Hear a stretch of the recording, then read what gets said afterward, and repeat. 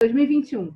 21 especialistas convidados para trazer reflexões a respeito da retomada do crescimento econômico do Estado do Rio de Janeiro no pós-pandemia. Quem está comigo hoje aqui é o João Gomes, economista-chefe do Instituto FEComércio de Análise e Pesquisas. João, quais os desafios que a pandemia trouxe para o setor de comércio e serviços? Bom, primeiro, muito obrigado pela oportunidade, né, de falar um pouco daqui do nosso trabalho lá no Instituto FEComércio, né? É recente, né? A gente já fez um ano aí, já entrando nessa pandemia, né? Em fevereiro desse ano a gente fez um ano, então a gente, logo depois, com o presente de aniversário, a gente pegou todo esse processo aí, nessa necessidade de fornecer dados, né? Ali praticamente online, né? Com pesquisas semanais, né? Então a gente foi e assim uma resposta muito interessante, né? Tanto por parte do empresário quanto por parte do consumidor, né? Entre estudos e pesquisas no ano foram 165 estudos, né? E pesquisas, né? Uma interação com milhares de empresários, com milhares de potenciais consumidores fluminenses, né? Então, cada amostra a gente tinha ali, chegou a bater um pico de 800, né? Mas aí a gente pode botar entre consumidores e empresários foram de 10 a 15 mil ouvidos ao longo do ano inteiro. Então, foi um volume de trabalho bastante significativo e dá suporte para a gente falar algumas coisas, né? Um ponto interessante, né, da pandemia, né, que quando olha assim à primeira vista ele fica um pouco aparentemente distorcido, foi a queda da informalidade, né? Então a gente teve ali no terceiro trimestre uma queda de informalidade. Agora, o que representa isso, né? Você teve as pessoas deixando de circular, né? Você teve o isolamento, né? Você teve fechamentos, né? De pontos específicos, de circulação de praia, etc., né? Que tira, né? De fato, as pessoas da rua. Então, por conta dessa redução da força de trabalho, né? E depois também a entrada do auxílio emergencial, né? Ou seja, de pessoas ocupadas, mesmo que na informalidade, ou pessoas procurando uma ocupação, isso se reduziu. Então, por isso, essa redução da informalidade que a gente já começa a ver apontando novamente para cima. Nos últimos anos, né, pegando aí desde 2014 até 2019, no Rio de Janeiro, esse crescimento dessa informalidade foi 5 vezes maior do que o crescimento observado no Brasil, né? Então, assim, foi uma chaga, né, que ela veio aumentando com uma correlação com vários outros indicadores, e dentre eles a segurança, né, dessa correlação muito forte, né, entre o roubo, né, e a receptação, né, e a chegada ao consumidor final, né? Então isso teve um crescimento muito significativo. E agora nesse pós-pandemia, né, em que a gente teve um resultado, um fechamento muito agudo, muito intenso, né, de empresas, principalmente microempresas, né? Então, a gente começa a pensar o seguinte: para onde vão essas pessoas, né? Como é que elas vão sobreviver? Será que isso vai caminhar para o aumento da informalidade, né? Então, assim, saindo a questão do auxílio emergencial, saindo a questão dos anabólicos, né, que estão presentes na economia, que a gente volta a frisar essa sublinhação importante para o empresário, né? Essa parte do crédito, essa parte do auxílio, é importante, a gente vem comentando isso, essa continuidade para essa travessia que não acabou, né?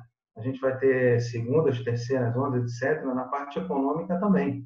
Então, vem um aspecto econômico muito importante agora para 2021, que são necessários vários exercícios, né, para que esses empresários não fiquem à deriva, não alavanquem essa informalidade, não façam com que ela acelere, né, retome muito rapidamente aquele patamar que já era elevado, já vinha em processo de desaceleração nos últimos anos, por conta que nós sabemos muito bem dessa tempestade mais que perfeita, que foi toda essa crise de 15, 16, 17, 18, pelo qual passou o Rio de Janeiro. Então, esse suspiro agora, né, que aconteceu nesse momento, vinha uma melhora ali no início de 2020, né, mas não homogênea, né?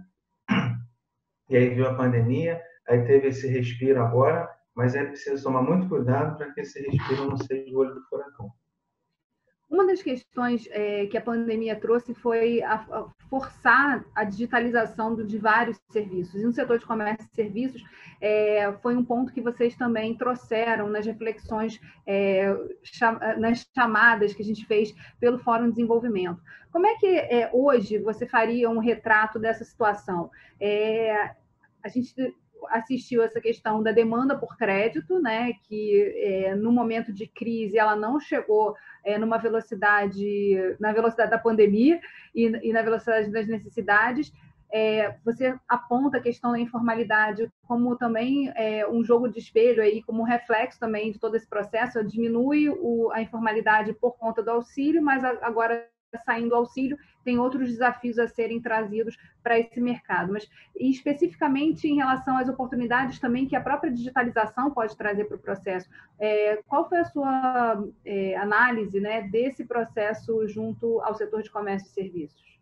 Foi uma necessidade de sobrevivência, foi questão de sobrevivência. Quando se discutia, por exemplo, naquele momento mais agudo, né, que estava se pensando em, de fato, o lockdown, né, a gente diz o seguinte, olha só, se não forem permitidas as entregas, né, ou não for permitido o delivery, aí sim que acabou tudo. Então, assim, é final de tudo, é fim de carreira.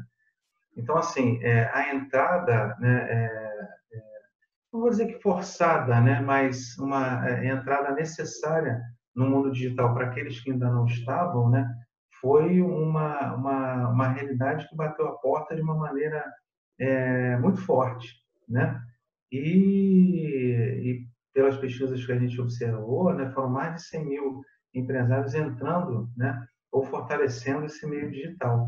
E as pessoas, né, por outro lado, aumentando, né, o volume de entradas pela compra através do e-commerce, né, ou entrando pela primeira vez, em torno de 1,5 milhão a 2 milhões de novos consumidores ou consumidores que aumentaram suas compras pela rede. Então, assim, é um movimento que já vinha acontecendo, né, mas ficava um pouco de dúvida, um pouco de receio, um pouco de medo, etc. Então, agora, isso aumentando, né, por conta da pandemia, né, certamente veio para ficar, porque a comodidade, aumento, pelo lado do consumidor, é uma comodidade que aqueles que não tinham visto, não tinham experimentado, quem está fazendo a venda, né, é mais uma possibilidade de alavancar, de pensar de uma maneira diferente. É óbvio que ainda precisa fazer ajuste, né, tempo de entrega, logística, etc. Isso é uma questão desde o pequeno até para o maior empresário que trabalha nessa linha. Em relação à questão do comércio de rua, né? Qual foi o impacto da pandemia? E dois, a gente viu o centro da cidade diminuir muito, quer dizer, tantas atividades, muitos dos escritórios estavam ali concentrados, passaram a fazer serviço home office, e a gente vê que essa volta ela não vai ser na medida em que chegar a vacina. Pode ser que muita coisa mude nesse contexto da própria organização da cidade. Como é que vocês estão analisando esse processo, assim, de que forma o comércio está sendo afetado por essa mudança aí de utilização, né? E, na verdade, de geolocalização das atividades e dos serviços aqui no estado do Rio, na cidade principalmente? Isso de uma maneira geral, né, gente? Você viu, o IBGE mostrou 500 mil empresas fecharam completamente, né? E não vão reabrir. Aqui a gente estimou em torno de 40 mil empresas totalmente fechadas. Então, é claro que os maiores centros vão ser extremamente afetados. E você imagina, do que a gente já comentou, dentro desse processo de aceleração da informalidade que já vinha antes da pandemia e pode ser intensificado o ano que vem. Então, tem pontos, né, importantes, né, que para buscar essa retomada, para fazer um exercício fiscal no Estado, no país, para que você tenha margem para investimento, para que o governo possa ter ali condições de trabalhar. Então, assim, para essa volta, o importante é ir em questões micro, né? Por exemplo, facilitação dessas empresas que fecharam para elas reabrirem, né? Então, isso é importante, né, dentro do legislativo, né? Acredito que isso é um projeto de lei federal que vai passar para os estados como um todo. A gente até discutiu nesse Conselho de Combate ao Mercado Informal ontem na federação, né? E foi colocado esse tema, a gente vai acompanhar, tem que ver, de fato, o número direito desse projeto de lei, mas, enfim, é um ponto, é uma questão micro que pode ajudar nessa retomada, nessa volta, para reduzir burocracia, simplificar, ver a questão tributária tem que ser ajustada, porque como é que você pensa numa situação como essa, de uma falta de gestão fiscal, que está melhorando muito agora com a presença do Guilherme, né, na Secretaria de Fazenda, né, mas falando de uma maneira ampla, né, você pode pensar em ajuste através de aumento de carga tributária. Não tem como. O empresário não aguenta mais. Não tem como. Né? Ainda mais no Rio de Janeiro, que existem anomalias bastante específicas dentro das contas fixas, por exemplo. Né? Então, como é que fica isso? Né? Então, não tem essa margem. E lembrando, né, a principal chaga que eu venho batendo no ponto é a informalidade, e qualquer aumento de carga é o quê? Aumento de competitividade para o setor informal. Ele é um grande competidor do setor formal e, quando aumenta a carga, ele areia, vai nadar de braçada. Beleza, meu produto está tá mais em conta, ele está mais competitivo.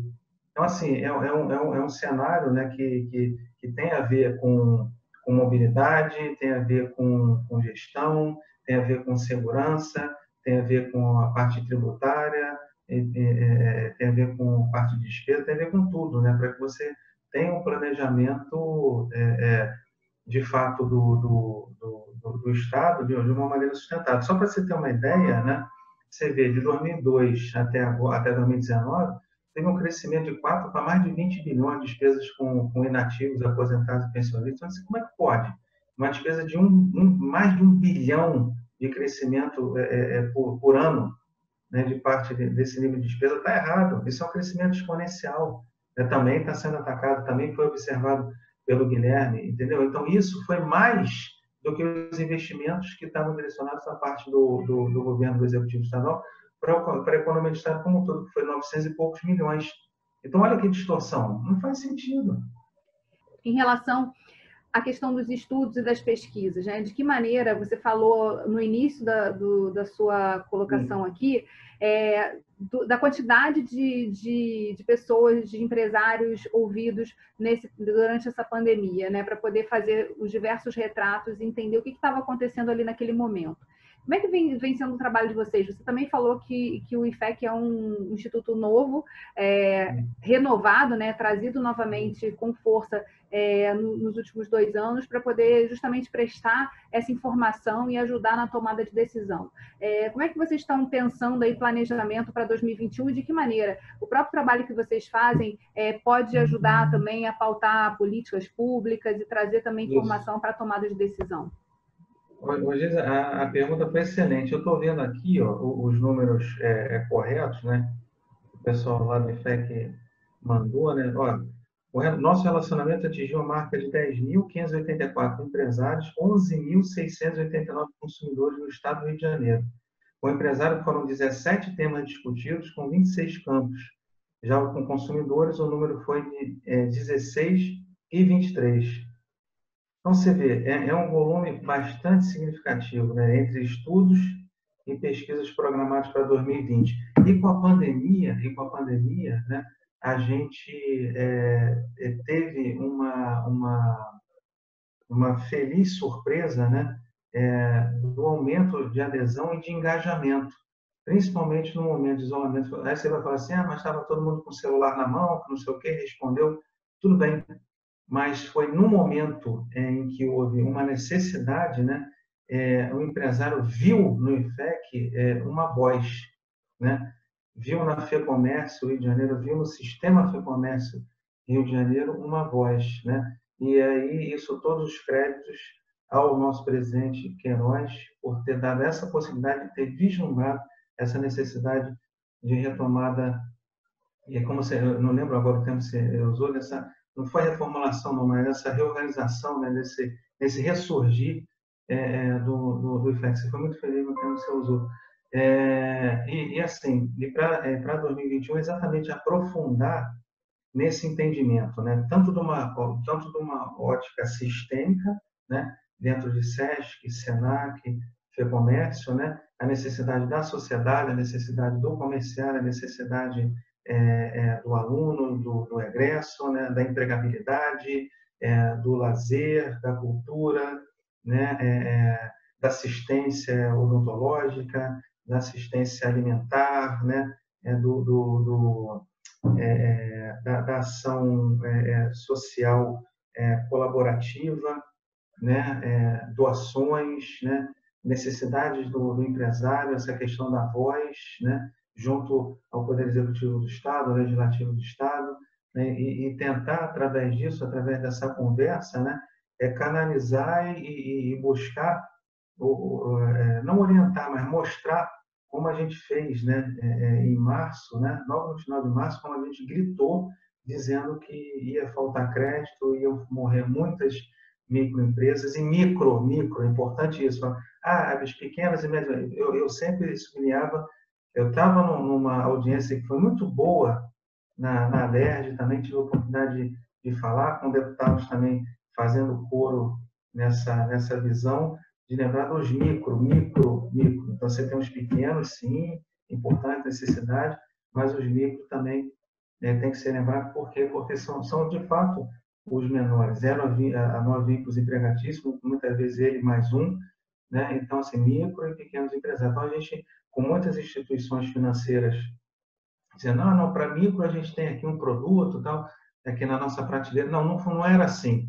Não era assim. Não tinha nada de prateleira que pudesse atender um momento daquele que não era de prateleira, né? Que ninguém dessa geração viveu, né?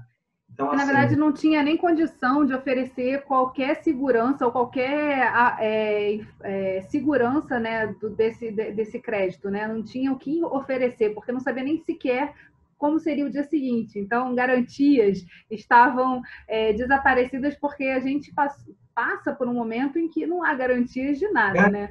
Garantia. Se já não tem a garantia no período normal, como é que vai ter a garantia no período totalmente anormal? Então, foi aí que entrou, 100 dias depois, né? Junto, né, com os bancos, a garantia, de fato, né, que foi o PRONAMP, para que pudesse esses recursos serem escoados, porque eles estavam não só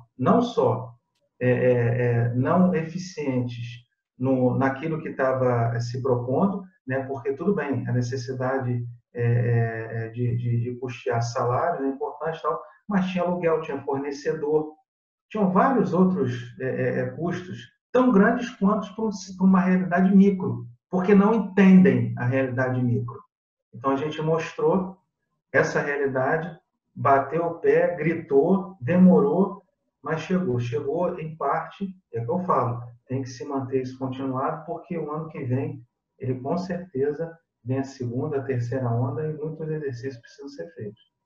Você trouxe a questão da informalidade como um grande foco que precisa ser dado, justamente por conta do que o Estado do Rio de Janeiro já atravessava de desafios, né? Estando aí como quase, enfim, nos primeiros lugares em termos de aumento da informalidade por conta da crise que assola o Estado. Mas eu queria saber de você sobre essa questão do desemprego também, que é reflexo dessa crise, que é reflexo de para onde os informais acabam seguindo.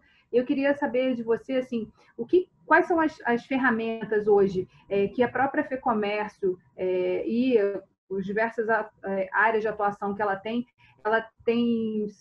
se usado, né, e principalmente nessa questão da escutativa, para poder reorientar a questão da empregabilidade, ajudar no processo de retomada e da abertura de novas vagas que vão ser necessárias aí para essa reconstrução da economia do Estado. Olha, o sistema como um todo ele já vem trabalhando nessa linha, porque o próprio Senac ele tem a parte dos cursos e tem uma empregabilidade bastante significativa. Então, tem o Clique Oportunidade, que faz essa interação entre o empresário e entre o aluno, né, que está saindo do curso. Então, esse encontro, né, já é uma prática do sistema e, com certeza, essa pandemia nos reinventamos para que o processo continuasse e não parasse, principalmente nesse momento agudo de crise e no que eventualmente possa surgir. E uma outra coisa importante é destravar isso tudo, né? Para que aquele empresário que tenha tido esse problema e tenha tido que fechar a sua porta, né, que ele possa retomar de uma maneira rápida, de uma maneira sem burocracia e de uma maneira eficiente para que ele possa, né, conseguir tudo mais constante, né, ao longo do ano que vem, sobreviver. Mas isso vai passar por uma necessidade de uma reorganização do Estado, uma reorganização nacional como um todo, para que a crise não se assole principalmente por aspectos fiscais e derive em problemas que são macro, mas que atingem todo mundo, né? Questão de juros, etc. Eu queria aproveitar esses últimos minutos da nossa conversa justamente para falar quais são, que receitas e que sugestões você traz em termos de ações que precisam ser tomadas, mas a gente também tem um processo de renovação nas cidades, né, ou reeleição dos prefeitos, e novas gestões chegando aí, que também podem trabalhar em parceria com o próprio Estado para poder avançar com a crise que está instalada e com os desafios todos que a gente já conversou até então. Na sua opinião, quais são os principais ações e projetos que não podem estar de fora, né, da agenda dos tomadores de decisão, dos gestores públicos, tanto estaduais quanto os municipais? Eu tive a oportunidade, que nosso presidente da FEComércio, o presidente Queiroz, nos deu de assistir uma apresentação do secretário de Fazenda, Guilherme Mercedes. Eu fiquei muito feliz. Muito feliz. Assim, vou para quase 2 décadas dentro da federação, né? Não de forma direta, que passei ali um períodozinho pela Fazenda do Estado, né? Como assessor do Júlio, né? Infelizmente nos deixou. Mas tive a oportunidade de ver essa apresentação e fiquei muito feliz, né? Que foi a melhor apresentação que eu vi, que eu tive a oportunidade de ver o secretário de Fazenda com um direcionamento claro, né? Você tem a questão da importância da observação de contas a pagar, você tem de restos a pagar, você teve ali um direcionamento claro na questão de despesa e na questão da previdência, está muito claro isso para ele, e na renegociação eficiente com os credores, né? E tendo análises técnicas, né, padrões técnicos, indicadores chaves, né, de observação, tudo técnico para ver quais são as prioridades, quais são as necessidades, e assim perseverar nesses pontos, nessa organização fiscal, porque nem na economia mais simples, nem dentro da nossa casa, né, dentro da economia mais simples, dentro da nossa casa, até a economia mais complexa, não existe solução se você gastar mais do que recebe. Então, e se você gastar mais... mas aí tem países que têm 100% da sua dívida, 100% do PIB, 100 e tantos por cento. Sim, mas tem uma trajetória sustentada fiscal que passa exatamente por quanto você gasta e quanto você recebe.